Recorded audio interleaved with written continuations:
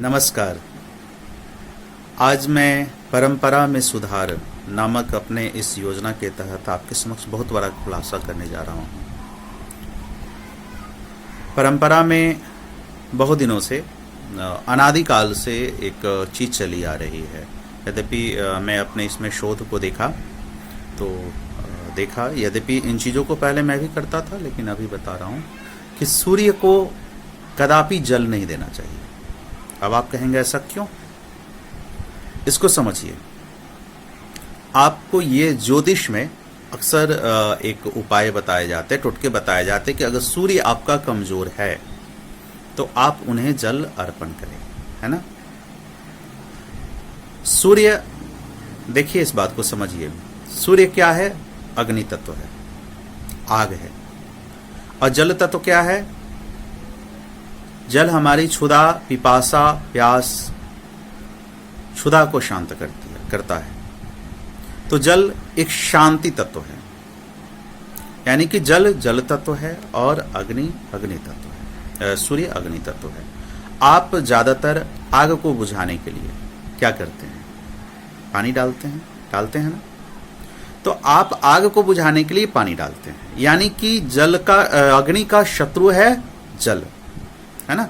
इसका दोनों परस्पर एक दूसरे के शत्रु है। और हम रोजाना अगर, जैसे कहा जाता है, आप उसे जल अर्पित करें।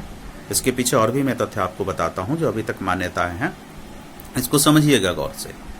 तो आप सूर्य को जल दे रहे हैं, यानी कि रोजाना उसके शत्रु से उसे मुलाकात करा रहे हैं।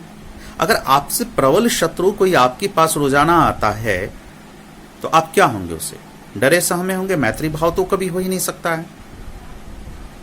दूसरी बात एक चीज समझिए कि सूर्य अगर कमजोर है, मतलब कि वह ठंडी असर कर रहा है, वह ठंडी अनुभव कर रहा है।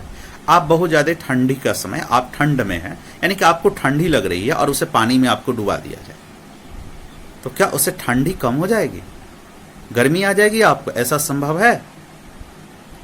ये एक पहलू रहा। दूसरे पहलू एक चीज बता दें कि अभी तक लोग इसका दूसरा तर्क देते हैं कि जल से छन करके जो सूर्य का प्रकाश आता है वह आपके शरीर को, यानी कि जल चिकित्सा या विकिरण चिकित्सा, या इसे आप हेलेरियोथेरेपी, जिसे सूर्य चिकित्सा भी लोग कहते हैं, एक्वाथेरेपी भी कहते हैं, या आपको रंग चिकित्सा के अंतर्गत लेते हैं। मैं सच्चाई बताता हूं, किसी का कोई संयोग नहीं है।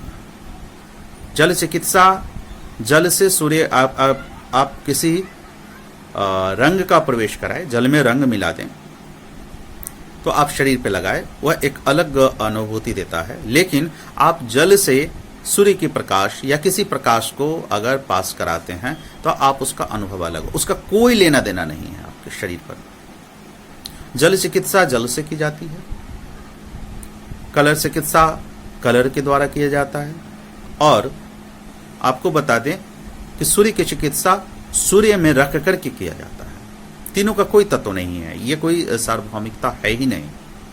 जल को, अगर सूर्य को आप जल अर्पण करते हैं तो ये सर्वनाश कराता है। ऐसी ही चीजें मैं जानकारी देता रहूंगा। जल चिकित्सा, सूर्य चिकित्सा या रंग चिकित्सा, ये तीन अलग पहलू है जिससे इसका कोई ताल्लुकात नहीं है। चूंकि आप इसका अध्ययन करेंगे तो आपको पता चलेगा। इससे ज्यादा आपको फायदा, आप सूर्य की रोशनी में कुछ देर बैठ जाएंगे तो आपको ज्यादा फायदा देगा।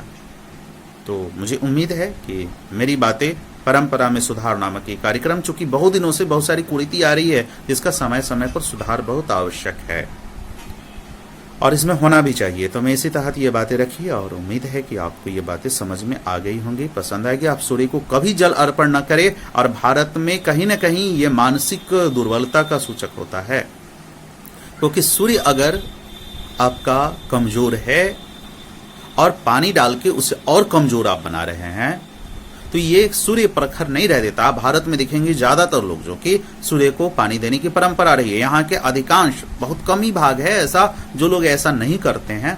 उनकी मानसिक प्रबलता है, वैज्ञानिक दृष्टिकोण से है। अन्य देशों में भी जाकर के अपने विज्ञान का, अपने मानसिकता का परचम लहराए हैं।